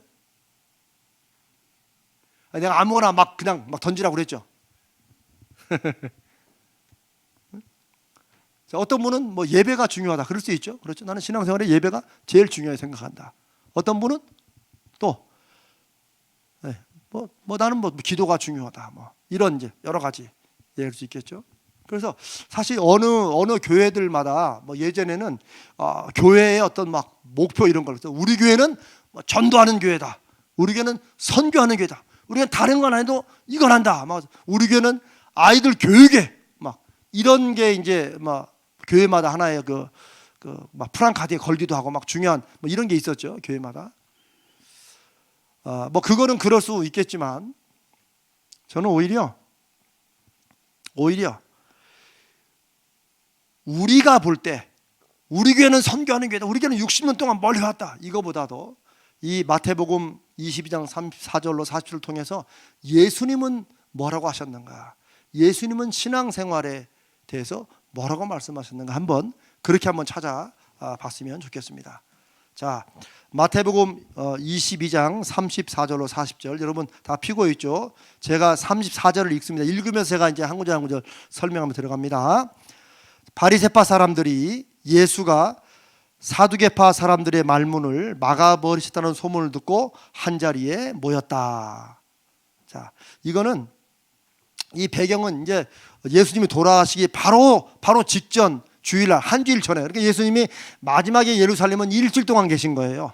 일주일 동안 예루살렘에 입성했고, 우리가 그 종려주일 때 들은 것처럼 예수님이 막 환영받고 오다가 바로 일주일 만에 그냥 예수님을 십자가에 못 박아라 뭐 이렇게 해서 이제 돌아가셨는데, 예수님이 뭐 그 일주일 동안 이제 조금 한 우리 지금식으로 말하면 한 2마일 정도, 예루살렘에서 한 2마일 정도 떨어진, 그러면 한 3km 정도 되나요? 그렇죠? 1.4km니까 한 3km 정도 떨어진 곳에서 이제 그 베단이라는 곳인데, 거기서 계시다가 또 예루살렘을 올라가시고 이렇게 일주일 동안 하신 것 같아요. 그 성경의 기록을 보면. 그러면서 예루살렘에서 마지막 일주일 동안 하신 일은 주로 성전에서 가르치신 일이었어요. 그런데 여기 34절에 사두개파 사람들의 말문을 막아버리셨다는 소문을 들었다. 이 말은 무슨 말이냐면, 그 전에 사두개파 사람들이 이 뭔가 질문을 했는데, 대부분 바리새인들이나 사두개인들이나 이 사람들의 질문은 뭐냐면 다 예수님을 꼬투리 잡으려는 질문이야. 그래, 이 꼬투리 잡으려는 질문은요, 뭐라고 대답해도 또 꼬투리가 생겨. 꼬투리는 꼬투리를 낳는다. 이게 진리입니다. 그러니까 정말 몰라서 물어보는 것은 무슨 질문이라도 대답을 해주고, 그러면 서로 질문과 대답을 통해서 우리의 은혜가 깊어지는데, 꼬투리를 잡으려고 하는 질문은 몇 시간을 가지고 설명하고 막 얘기를 해도 결국 남는 건 뭐예요? 또 다른 꼬투리만 남는다. 이제 그게 정설입니다. 그러니까 사두개파 사람들이 예수님이 그들의 그냥 질문에 딱 말문을 막아버리고, 어떻게 더 이상 꼬투리를 잡을 수 없을 만큼 정말 지혜롭고 기막힌 대답을 했다는 그런 말을 들은 거예요. 그래서 바리새파 사람들이 이때구나, 두둥 드디어 우리가 나간다. 이제는 우리가 가서 예수에 대해서, 예수에게 아주 꼼짝 못할 질문을 던져가지고 예수의 그 선지자로서 막 그때 떠오르는 인기도 한 방 누르고, 동시에 또 누구도, 사두개파 사람도 니들의 수준 가지고는 안 된다. 이걸 하려고 이제 온 거예요. 이게. 자, 35절. 율법을 연구하는 이 사람들이, 자 35절 읽습니다. 그리고 그들 가운데 율법교사 하나가 예수를 시험하여 물었다. 바리새파 사람 중에서 대표 주자가 나온 거예요. 근데 그 사람이 어떤 사람이에요? 율법교사. 평생 교리만 연구한 사람이야. 제가 지금 이렇게 하면 요 중에서 막 신약 공부한 사람이 들다가, 이 목사님 그건 아닌 것 같습니다, 뭐 이런 거 비슷해요. 그럼 난 박사다. 딱 이제 난 이렇게 하려고 그러죠. 이제. 그러니까 이 율법교사 하나가 예수를 시험하여 물은 거야. 꼬투리를 잡으려고 물은 거야. 알고 싶어서 물어본 게 아니에요. 36절. 선생님, 율법 가운데 어느 계명이 중요합니까? 이 질문은 제가 아까 여러분 신앙생활에 뭐가 제일 중요합니까? 라고 물어본 질문하고 비슷해요. 제가 사두개파 바리새인 돼가지고 물어본 거하고 똑같아요. 율법이 그렇게 많은데, 또 이스라엘 사람들은 전통적으로 율법에 목숨 거는 사람들인데, 그 율법 중에서 제일 중요한 거 하나만 꼽으라는 거예요. 그러면 이 사람의 속셈은 뭐예요? A를 말하면 B는 안 중요합니까? B를 말하면 C도 있는데, 이게 꼬투리. 야, 기막힌 거죠. 트집 잡으려고 벌써 율법 가운데, 우리 말하면 성경 가운데 제일 중요한 게 뭡니까? 딱 물어본 거예요. 자, 37절 38절 한번 여러분 가진 성경으로 같이 한번 읽으면, 저는 제 걸로 읽고 여러분 걸로 읽고 한번 읽습니다. 시작. 예수께서 그에게 말씀하셨다. 내 마음을 다하고 내 목숨을 다하고 내 뜻을 다하여 주 너의 하나님을 사랑하라 하였으니 이것이 가장 중요하고 으뜸 가는 계명이다. 또 38절, 둘째 계명도 이와 같은데 내 이웃을 내 몸과 같이 사랑하여라 한 것이다. 이 두 계명에 온 율법과 예언서의 본뜻이 달려있다.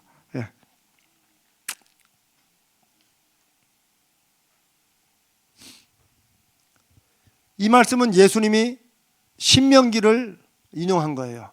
여러분 여러분 성경에 보면 거기에 이렇게 해놓고 내 마음을 하고 옆에 이렇게 뭐 디귿자 대놓고 이렇게 써 있는 거 있죠? 이제 여러분은 다 아시지만 제가 이 생명의 삶은 마치 신앙생활을 처음 하는 분으로 여기고 제가 한다고 그랬죠. 살짝 기분 나빠도 이해하시고, 이게 관주라는 거예요. 그 디귿 써지고 뭐라고 써 있어요? 신6 땡땡5 써 있죠? 이 말은 뭐예요? 이 말씀이 저 구약 성경 신명기 6장 5절에 있는 말씀을 예수님이 알고 계시고 그때 그걸 인용하신 거예요. 율법의 하나를 인용하신 거죠. 그런 뜻입니다. 자, 30절, 38절, 39절. 근데 이 39절도 내 이웃을 내 몸같이 사랑하여라, 이것도 예수님이 주신 계명이라기보다는 어디 있는 거예요?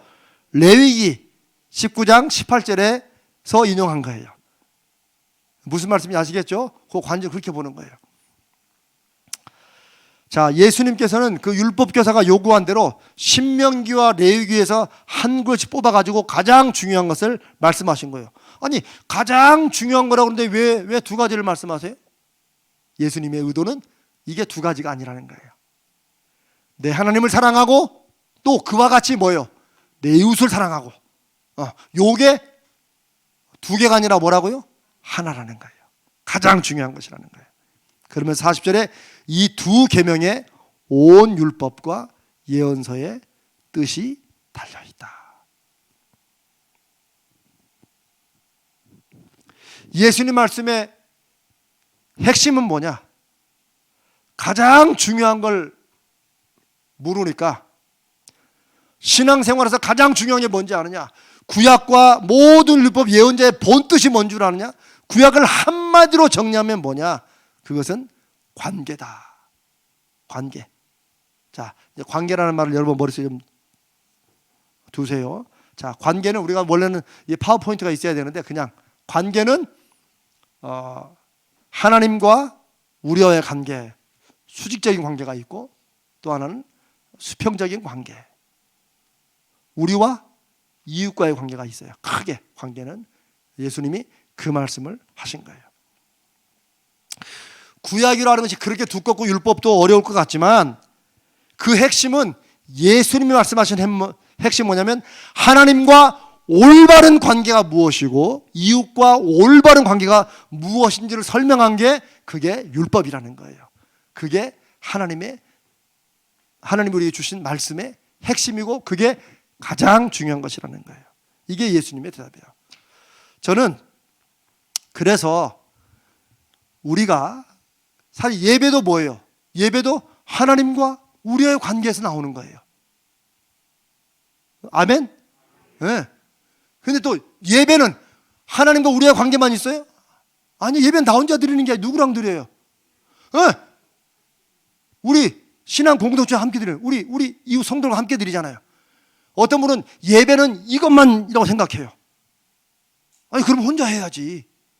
제가 이 말씀을 왜 드리냐면 흔히 예배라고 말하면서 하나님께만 이렇게 할수록 자꾸 누구를 힘들게 하고 누구를 자꾸 아프게 해요? 이웃을 아프게 하는 거야. 예배는 우리가 함께 하나님께 올려드리는 사랑의 고백과 관계예요. 그러니까 예배 중에 막 눈을 옆으로 찢으면서 막 이러면은 이게 예배가 된다 안 된다? 아니라는 거예요. 그래서 예배하는 사람들은 이 예배는 공동체적이라는 것을 꼭 기억해야 돼요. 하여튼 우리 이제 가자제일교회는 예수님의 이 말씀을 중심으로 우리에게 가장 중요한 신앙생활 핵심 뭐라고? 관계다. 관계. 근데 관계는 뭐가 있다고? 무슨 관계? 하나님과의 관계, 내 이웃과의 관계. 또 이웃이란가 또 멀리 이웃만 생각하고 요 사람들은 우리 이웃 아니잖아 하고 또 하면 안 됩니다. 가장 가까운 관계가 여기야. 나 외에 다른 모든 사람이 이웃이에요. 이게 신앙생활의 가장 중요한 점이라는 거예요. 우리가 이것을 실패하면서 다른 걸 아무리 잘한다 한들 적어도 예수님의 말씀에 의하면 우리는 제대로 하고 있는 것이 아니라는 거예요. 이제 이런 확신을 가져야 돼요. 쉽게 말하면 제가 아까 그랬죠. 어느 교회들마다 막 우리 교회 사명은 이거다. 해외 선교다. 선교에 강조하는 거 좋아요. 그런데 선교하느라고 이 관계 깨고 이거 잘 안 하면 막 365일을 목사님을 중심으로 하고 온 교인들이 막 말레이시아로 필리핀으로 막 어디로 다 돌아다녀도 그거는 하나님이 기뻐하시는 신앙생활이 아니라는 거예요. 무슨 말씀인지 아시겠죠? 저는 그런 뜻의 말씀을 드리는 거예요. 우리 교회는 미래 세대를 키우는 교육에 투자합니다. 당연히 필요하죠. 제가 알기로는 신앙유산의 가장 중요한 것은 뭐예요? 내가 믿는 하나님이 우리 자녀에게도 하나님이 되게 해주시옵소서. 우리 이거 물려진다 했잖아요. 그런데 그게 또 막 우상처럼 돼가지고 막 온통 다 거기에 쏟고 이거 깨지고 이거 깨지는 거 주일날 시큰 예배드리고 나가가지고 차 그것도 범퍼 조금 세니 막 이놈의 교회는 막 이런 막 상식이 없고 우리 교회가 아니고 저쪽 어느 교회가 하여튼 주일날만 되면은 막 주차장에서 늘 불안불안해. 막 교육자들과 그 일하시는 교통부 집사님들이 막 전전긍긍해. 그럼 나는 속으로 그럴 때 막 그러니까 벤치 타고 오지 말라니까. 아니야, 제 마음이 그랬어요. 아니 그냥 아반떼나 소나타나 타고 오시지 그냥 그 번쩍거리는 벤츠를 그냥 광명가지고 타고 와가지고 그냥 조금만 지나가다가 옷깃만 스치고 막 눈을 부리. 무슨 말씀인지 아시죠? 우리가 사실 막 믿음으로 사는 게 막 엄청 크고 막 우리 막 일생을 막 몸바쳐 던져야 할 것 같지만 하나님은 야야야 그러기 전에 네 마음부터 좀 잡아라. 이거 우리가 이걸 못하면서 막 이거는 바로 섰다고 이것도 잘못된 거고 이게 바로 서면 이게 바로 서게 돼 있어요. 무슨 말인가 알죠? 지금 내가 지금 이거 이제 지금 막 들어오신 분들은 목사님 이게 뭐야 자꾸 그럴 건데. 아니 지금 들어오신다니 저기 저 온라인에서 제가 지금 생각보다 두 가지를 같이 하는 거예요 지금. 지금 잠깐 물 들어갔다 온 사이에 이거 지금 잊어버리면 이 목사님이 갑자기 성경 보고 이게 자꾸 뭐냐 그럴 거예요. 자, 가장 중요한 거 종적으로는 하나님과의 관계, 횡적으로는 이웃과의 관계. 이게 율법의 본뜻이다. 쉽게 말하면 성경의 본뜻이고 우리 신앙생활의 핵심이라는 거예요. 이제 우리 가져질 교회는 그동안도 60년 동안 잘해오셨어요. 정말로. 그런데 이제 이 기준으로 우리가 우리 모든 신앙생활을 다시 이렇게 조금씩 기초를 좀 더 잡아가고 함께 해가는 그런 교회 되기를 주님의 이름으로 축복합니다. 반드시 그렇게 될 겁니다. 우리 잘하고 있는데 이것만 맞추면 돼요. 38절에 내 마음을 다하고 내 목숨을 다하고 내 뜻을 다하여 주 너희 하나님을 사랑하라 하였으니 이것이 가장 중요하고 으뜸가는 계명이다 라고 말씀하신 후에 39절에 둘째 계명도 이것과 같은데 그 말했죠? 이거 같은데 이 말은 무슨 말이에요? 이것과 똑같이 중요하다는 거예요. 지금 이제 두 번째로 중요한 걸 말씀하시는 게 아니라는 거예요. 제가 이미 여러분에게 말씀드렸지만 지금 그걸 우리가 확신해야 돼요. 왜냐하면 이런 부분을 이렇게 우리가 분명히 하지 않으면 제가 여러 번 말했지만 우리는 신앙생활에서 이것만 되면 다 되는 걸로 알아. 근데 제가 결론부터 말씀드리면 이게 바로 쓰면 하나님과 여러분과의 관계가 정말 바로 쓰고 정말 거기서 하나님의 은혜와 하나님의 역사를 믿고 나가는 그런 삶이면은 이거는 당연히 되게 돼 있어. 근데 이게 안 되는 사람들 대부분 보면 이게 안 되는 거고 나는 하나님과의 관계만 중요해 이러면서 목에 핏대를 올리는 분들 보면 그러니까 이게 문제죠.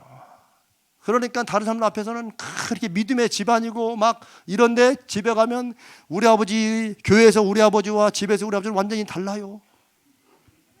하나님 우리 아버지를 돌려주세요. 막 이런 이게 옛날 제 기도였다니까. 옛날에 제가 하는 대부분의 얘기는 제 간증이다 생각하면 돼요.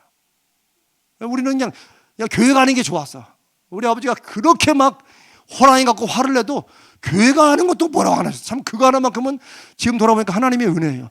교회 가는 것도 잡았으면 너 공부하러 잡았으면 아마 이 목사가 여기 있지 못하고 저기 다른 데가 있었을 거예요. 그래도 참 주님의 은혜다. 예, 교회 가는 것만큼 뭐라 안 하셔가지고 우리는 교회 가는 게 정말 우리는 궁전에서 첫날을 거하는 것보다 내 아버지 집에 종으로 하룻밤이 더 낫습니다. 난 이거를 막 다윗의 그 시편 고백을 가슴으로 느낀 사람이에요. 네. 우리 집에 첫날 있는 것보다 교회에 하루 있는 게 더 좋았어. 막 아주. 아멘이지만 나는 아주 가슴 아픈 사연이 있었답니다. 둘째 계명도 이와 같은데, 이 말은 무슨 말이에요? 같은 얘기라는 거예요. 같은 무게, 같은 중요성이라는 거예요. 근데 이거를 이제 많은 교회들이 또 많은 성도들이 이걸 착각을 해요. 사실은 하나님과의 관계가 더 중요하지. 물론 누가 그걸 안 중요하대요. 그러나 하나님과의 관계가 중요하고 그게 바로 서면 흘러나온다. 나중에 보면 예수님께서 하나님과의 관계가 바로 섰는데 이게 안 된 사람은 이것만 조금 고치면 된다라고 말씀하지 않고 뭐라고 그래요? 이거부터 너 잘못 세웠다라고 말씀하신다는 거예요. 그게 성경의 말씀이에요. 그래서 그러는 거예요. 그래서 예수님이 둘째도 이와 같은데 라고 하신 말씀이 그겁니다. 요한일서 4장 20절을 한번 봅니다. 자, 여러분 지금 펴시면 펴시고 아니면 제가 시간이 없으니까 제가 빨리 읽습니다. 잘 하시는 말씀이에요. 요한일서 4장 20절. 누구든지 하나님을 사랑하노라 하고 그 형제를 미워하면 이는 거짓말하는 자니 보는 바 그 형제를 사랑치 아니하는 자가 보지 못하는 바 하나님을 사랑할 수가 없느니라.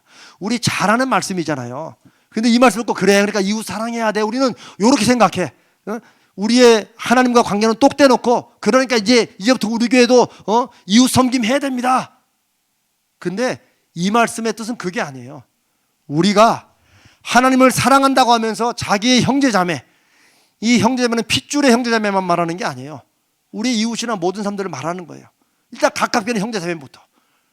그러니까 이 횡적인 관계, 이 관계가 안 되면서 그래도 나는 하나님은 사랑한다 라고 말하는 거, 하나님 것이 뭐라는 거예요?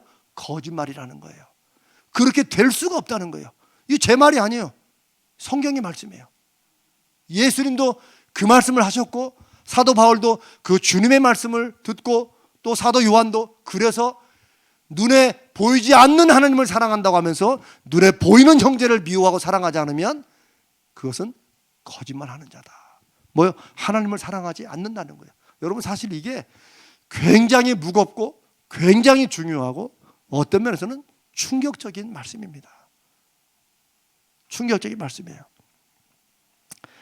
뭐 그냥 복잡하게 생각할 필요가 없어요. 하나님을 사랑하는 사람은 이웃을 사랑하지 않을 수가 없다. 물론 그 반대로는 가지 않아요. 또 특별한 게 막 이웃만 열심히 사랑하는 사람들 있잖아요. 여러분 주위에도 이웃을 해서 좋은 일 많이 하는 사람도 있잖아요. 그러면 이웃을 열심히 사랑하는 사람은 하나님을 사랑하는 거냐? 그건 아니에요. 거꾸로 가는 건 아닙니다. 요거는 아니에요. 이게 될 때 이렇게 가는 거예요. 무슨 말씀이죠? 오늘 제가 팔을 굉장히 많이 쓰네. 하나님을 진심으로 마음과 뜻과 우리의 목숨을 다하여 사랑하는 사람들은 그 하나님의 사랑이 우리를 그렇게 인도하세요. 어떻게? 우리 이웃을 사랑하도록. 그거예요. 그래 제일 가까운 이웃인 남편을 좀 불쌍히 여기세요. 제일 가까운 이웃인 아내를 좀 긍휼히 여겨주세요. 그게 믿음 생활의 핵심이에요. 뭐 저희 가정은 제가 자꾸 우리 가정을 억지로 하는 거지만 실제로 제가 그런 경험이 많기 때문에 저는 진짜 우리 가정은 3대째, 제가 3대째, 제 아들이 4대째인데 제가 이제 간증 시간에 원래 앞에 있었는데 그걸 빼고 넘어가서 나중에 제가 또 간증할 시간에 저희 할머님이 점치는 분이었대요. 우리 할머니가. 저 깜짝 놀랐어요 나중에. 근데 어느 날 목사님이 우리 할머니 점을 잘 쳤는가 봐요. 근데 어느 목사님이 그 얘기를 듣고 이거 젊은 처녀가 그런 거 하면 안 된다고, 그런 거 하면 안 되고 교회 나오라고 하는데 우리 할머니가 어떻게 또 그 말씀을 듣고 점치는 걸 그만두시고 또 교회를 또 다니기 시작했대요. 그래가지고 우리 할아버지를 교회에서 만나셔가지고 아니면 밖에서 만나가지고 결혼을 또 하셔가지고 그걸로 이제 할머니 할아버지가 1세대, 우리 아버지가 2세대, 3세대 그랬는데 야 우리 집안은 정말 호랑이 한 마리에 콱 눌려가지고 다들 그냥, 저는 아버지하고 밥을 같이 안 먹는 게 너무나도 행복한 주님의 은혜였어요. 아버님이 출장 가시면 그날은 우리의 휴가야. 그 정도로. 물론 제가 나중에 나이가 들어보니까 우리 아버지가 그 없는 집안에서 그래도 자식들 잘못될까 봐, 근데 너무 염려를 하셨어. 우리 아버지 믿음이 조금만 있었으면 그냥 하나님께 맡기면 제가 이렇게 또 다 크는데, 여러분 윤건사님 이만하면 잘 컸죠? 제가 그러니까 이제 제가 지금 돌아보면, 그런데 우리 아버지는 그냥 너무 가난하고 너무 없으니까 혹시나 자식들 견나간다고, 저는 그런 마음이라는 걸 제가 나중에 알았어요. 너무 잡았어. 너무 세상에 아버지 얼굴 보는 게 싫을 정도로 막, 참 이런 말씀하면 좀 그렇지만 저는 오죽하면 막 대판 두들겨 맞고, 저하고 막 제 동생하고 제 동생 막 맞고 막 코피로, 걔는 한 방만 맞으면 코피가 나왔어요 일단. 그래가지고 걔는 조금 맞았어. 딱 맞으면 코피가 나니까 가 고맙고 와 임마. 그럼 그 사이에 나는 맞는 거야. 주여 나는 왜 코피를 안 주십니까? 하여튼 참 우리 아버지 참 정말 무서웠어요. 정말 무서워. 그랬는데, 그러면 제가 생각한 게 뭐겠어요? 아니 교회 가서는 그렇게 기도자를 다 존경하는 장로님인데, 그것도 수석 장로님이야. 내가 돌이다, 그냥 물에 빠진 돌이다 내가 그랬어요. 수석이. 우리 아버지는 내가 그랬다니까. 한때 내가 대학 때까지 우리 아버지는 수석 장로인데, 그래서 내 친구는 이제 같이 신학교 간 친구인데, 그 친구는 저를 엄청 부러워했어요. 야, 너 아버지는 수석 장로냐? 내가, 야, 물에 빠진 돌이 뭘 하겠냐? 다 수석이지. 내가 그랬다니까요. 그러니까 그때부터 제 고민은, 아니 성경에 보면 그렇게 화목한, 우리 가정에 새벽 예배 매일 드릴 때마다 제일 많이 부른 찬송이 뭔 줄 아세요? 고마워라 임마누엘, 예수만 섬기는, 사철의 봄바람 불어있고 사랑하는 그 찬송이 또 부른데, 내가 얼마나 그 찬송을 싫어했겠어요. 내가 고마워라 임마누엘 전혀 고맙지가 않았어요.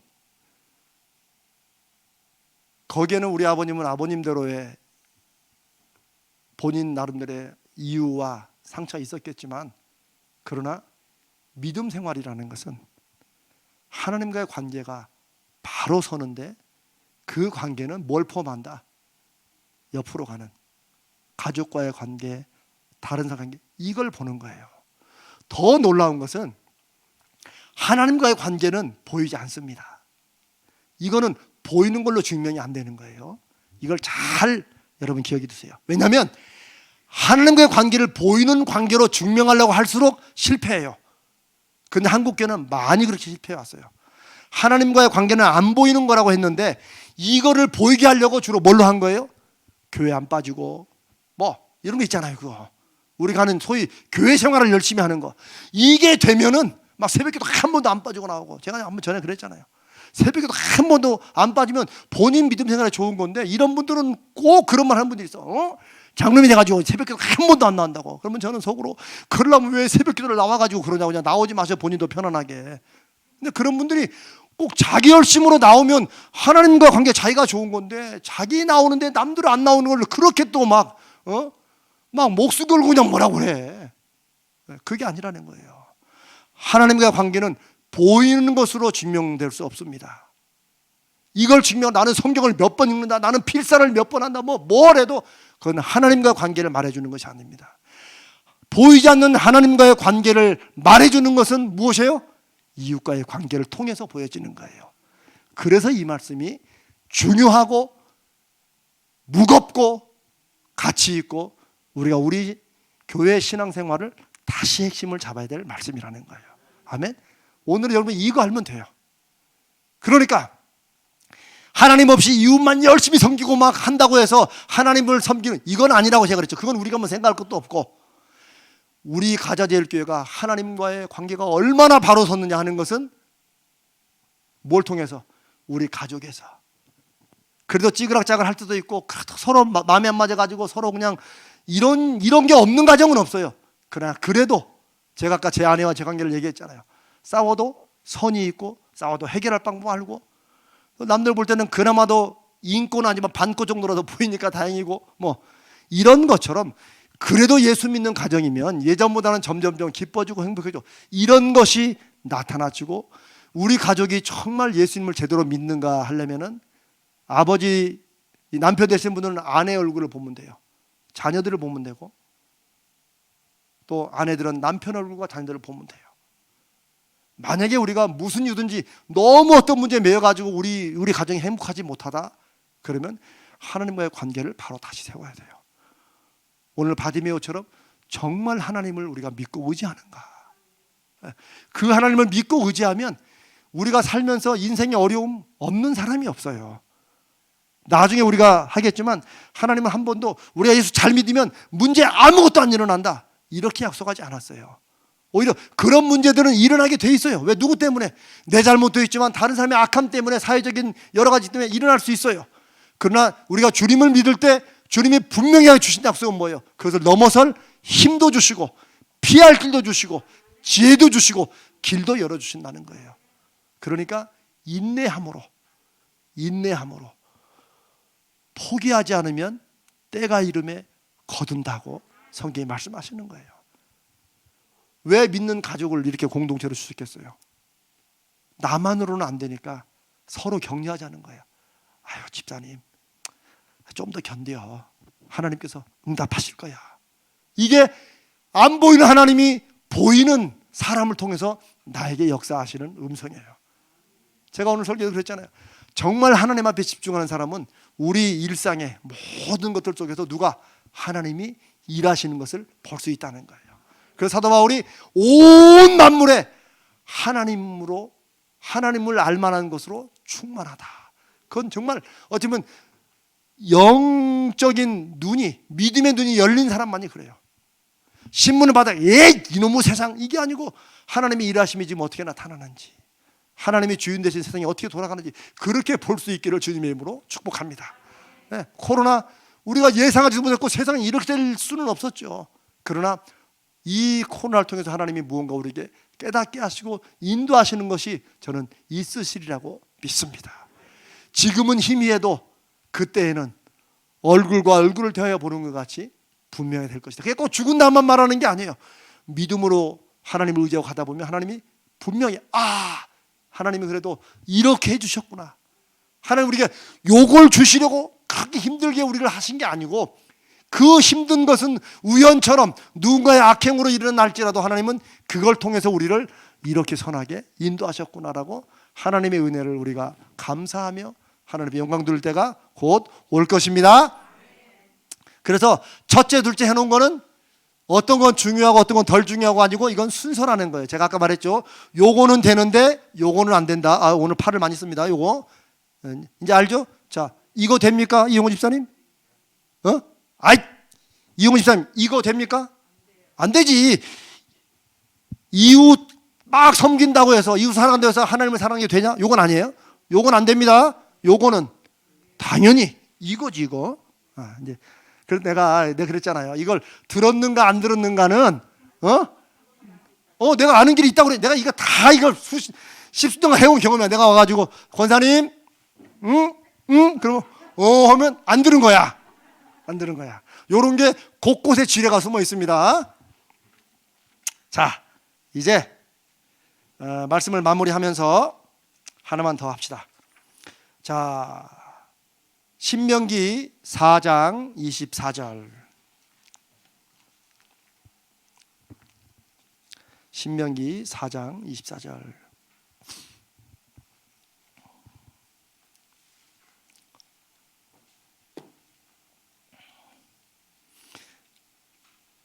전에 미국에 살 때는 이 신명기를 신약서 찾느라고 한참 헤매는 성도도 참 많았었어요. 그때는. 네. 그래서 제가 그런 말도 했죠. 신명기를 신약에서 찾으면 천국 갈 때까지 못 찾습니다. 근데 여러분은 아시죠? 자, 신명기 4장 24절 우리 같이 한번 읽을까요? 시작. 주 당신의 하나님은 삼키는 불이시며 질투하는 하나님이십니다. 하나님이 우리를 얼마나 열정적으로 사랑하시느냐. 그 하나님의 우리를 향한 정말 열정적인 사랑. 물론 우리가 잘 아는 로마서의 말씀도 있지만 또 다른 부분을 이게 묘사한다면은 하나님의 우리를 향한 그 사랑을 묘사하는 단어를 또 찾으라면 우리가 방금 여기서는 무슨 단어겠어요? 또 질투. 여러분, 질투라는 게 이게 하나님께 붙일 수 있는 단어입니까? 우리 사람에게만 통용되는 단어입니까? 사람에게만 통용되는 단어죠. 질투. 그렇죠? 질투. 그런데 하나님이 스스로를 나는 질투하는 하나님이라고 말씀하셨어요. 그거는 우리 사람들에게 질투가 뭔지, 얼마나 질투가 인간 사이에서 힘들게 하는지를 하나님이 아시기 때문에 그런 마음을 한번 하나님의 그런 마음을 느껴보라고 나는 질투하는 하나님이라고 말씀하시는 거예요. 사실 이 질투는 사랑하는 관계에 있을 때 질투가 소용이 돼요. 그렇죠? 저 지나가는 이웃집 사람하고 질투? 아무 상관이 없어요. 그 사람이 뭘 하든 간에 상관이 없지. 그러나 내가 내가 남편에게 마음을 정말 내가 아내의 마음을 줬는데 이 남자의 마음이 딴 데로 가고 있다. 이럴 때 뭐예요? 질투가 나온 거야. 질투는 사랑의 또 다른 표현이에요. 또 다른 표현. 그런데 사랑한다고 하면서 이거는 그냥 가정이지만 내가 당신 사랑해. 내가 너를 사랑한다. 이렇게 하면서 이 사람이 딴 사람을 좋아하는데도 전혀 나는 마음이 넓어서 괜찮아. 그렇다고 그러면 사랑을 다시 의심해 봐야 됩니다. 정말 사랑하는 사람인지. 왜냐하면 정말 마음이 가는 이 사랑이 있으면은요, 내가 사랑하는 누군가가 다른 누군가를 사랑한다? 이거를 도딱지 아유 목사님 저는 그거 다 넘어섰습니다. 이거는 거짓말이다. 어떤 거짓말? 이 사람을 사랑하지 않는 것이다. 이렇게 가는 거예요. 하나님이 그런 우리의 마음을 아시기 때문에 마치 사람끼리 내가 당신을 사랑하는데 당신이 다른 사람을 사랑하면 내가 막 미치는 거예요. 막 불붙는 것 같다는 거예요. 불붙는 거. 그 느낌 아시잖아요. 하나님이 그걸 말씀하시는 거예요. 나는 질투하는 하나님이다. 그러니까 어쩌라는 거예요? 다른 신, 다른 거, 나 외에는 다른 신을 내게 두지 말라. 이것을 안 믿는 사람들은 기독교 종교는 너무 배타적인 종교다 이런 얘기 하잖아요. 네. 그래 배타다.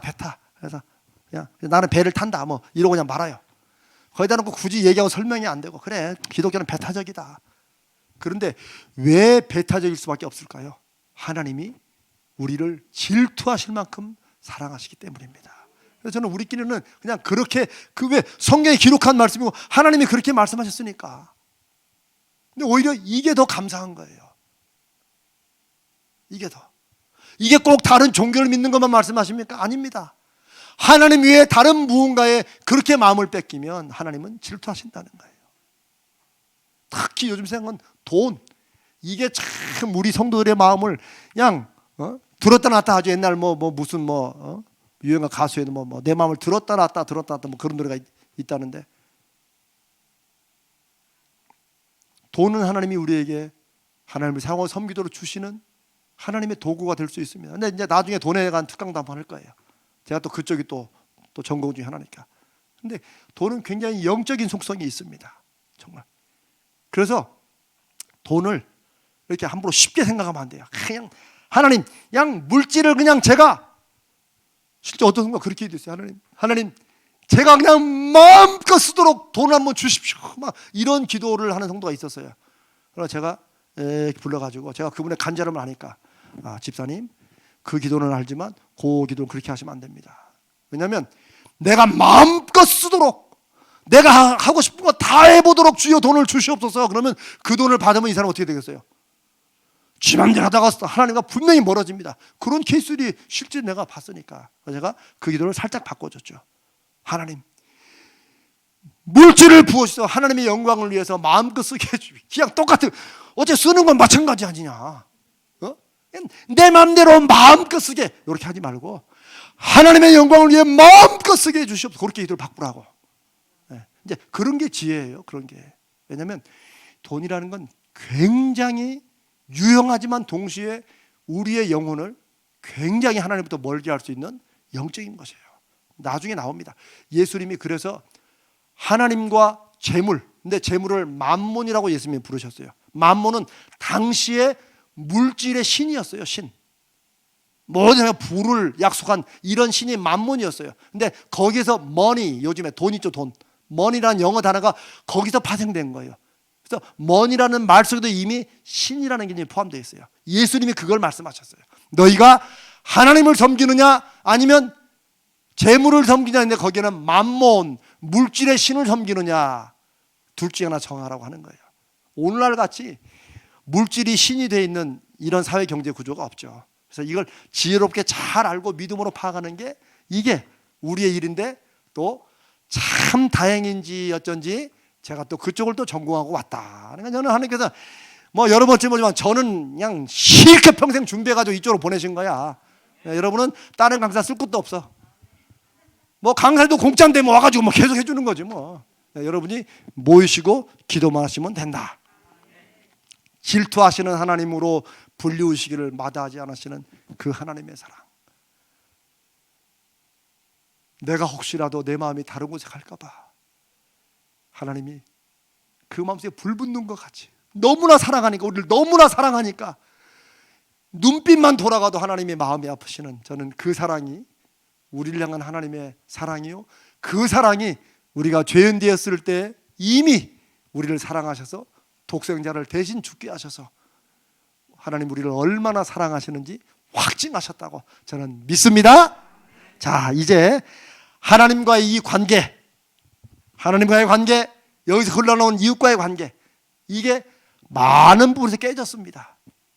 이제 이걸 회복하는 게 신앙생활이에요. 이거는 이제 다음 주부터, 다음 주 죄부터 시작합니다. 자, 1분 지났네.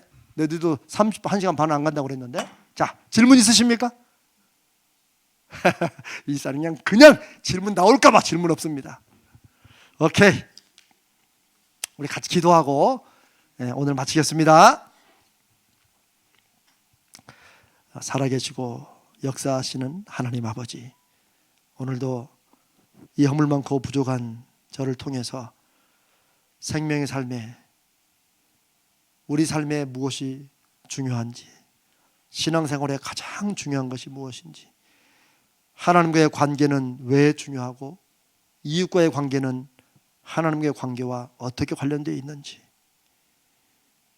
질투하실 만큼 우리를 사랑하시는 하나님에 대해서 우리가 함께 배웠습니다.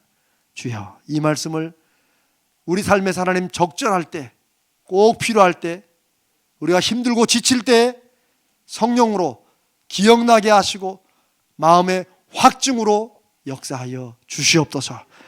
우리 가제주께 성도들은 우리 가슴에 일어나는 믿음의 불꽃으로 이 불길로 살게 하여 주시옵소서. 이 불길로 우리의 육신의 모든 악한 것도 태우고 강건케 하시고 우리의 영혼과 심령도 강건해져서 이 세상을 믿음으로 걷더니 하나님을 증거하며 나가는 저희 모두가 되도록 역사하여 주시옵소서.